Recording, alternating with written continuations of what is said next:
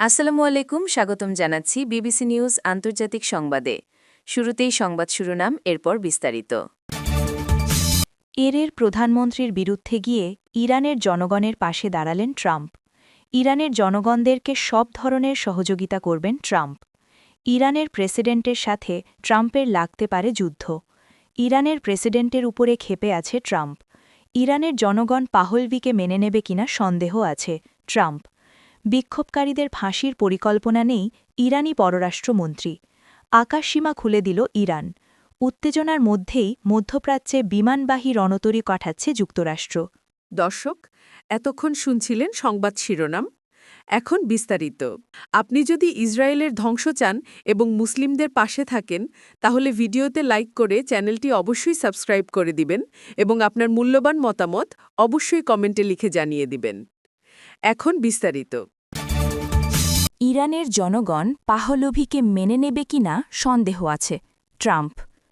মার্কিন president Donald Trump বলেছেন, ইরানের বিরোধী নেতা রেজা শাহ পাহলভি খুবই ভদ্র মানুষ মনে হয়, তবে তিনি আদৌ ইরানের ভেতরে পর্যাপ্ত সমর্থন জোগাড় করতে পারবেন কিনা তা নিয়ে আমি নিশ্চিত না। বুধবার ১৪ জানুয়ারি ওভাল অফিসে রয়টার্সকে দেওয়া একান্ত সাক্ষাৎকারে ট্রাম্প একথা বলেন। মার্কিন প্রেসিডেন্ট বলেন, ইরানের ধর্মীয় শাসন ব্যবস্থা ভেঙে পড়ার সম্ভাবনা রয়েছে।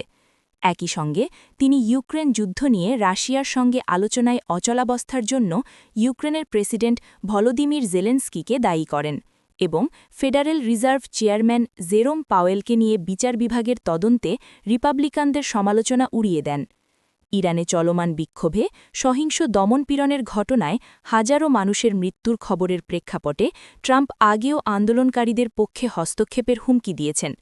তবে বুধবার তিনি ইরানের শেষ শাহ মোহাম্মদ রেজা পাহলভির ছেলে রেজা পাহলভিকে পূর্ণ সমর্থন দিতে অনিচ্ছা প্রকাশ করেন। ট্রাম্প বলেন, তিনি খুব ভালো মানুষ মনে হয়, কিন্তু নিজের দেশে তিনি কিভাবে গ্রহণযোগ্য হবেন তা আমি জানি না, আর আমরা এখনও সেই পর্যায়ে পৌঁছাইনি। বিক্ষোভকারীদের ফাঁসির পরিকল্পনা নেই ইরানি পররাষ্ট্রমন্ত্রী। সরকার বিরোধী বিক্ষোভে অংশ নেওয়া বিক্ষোভকারীদের ফাঁসির পরিকল্পনার খবর নাকচ করেছেন ইরানের পররাষ্ট্রমন্ত্রী আব্বাস আরাগচি। তিনি জানিয়েছেন, সরকার বিরোধী বিক্ষোভকারীদের ফাঁসি দেওয়ার কোনো পরিকল্পনা তেহরানের নেই। এদিকে মার্কিন প্রেসিডেন্ট ডোনাল্ড ট্রাম্প দাবি করেন, তিনি আশ্বাস পেয়েছেন যে ইরানে বিক্ষোভকারীদের হত্যা করা বন্ধ হয়েছে এবং সম্ভাব্য ফাঁসি কার্যকর করা হবে না। বুধবার ১৪ জানুয়ারি ফক্স নিউজকে দেওয়া এক সাক্ষাৎকারে আব্বাস আরাগচি বলেন, ফাঁসি দেওয়ার কোনো পরিকল্পনাই নেই। বিক্ষোভকারীদের ফাঁসি দেওয়া হবে কিনা এমন প্রশ্ন করা হলে তিনি স্পষ্ট করে বলেন, ফাঁসির প্রশ্নই ওঠে না।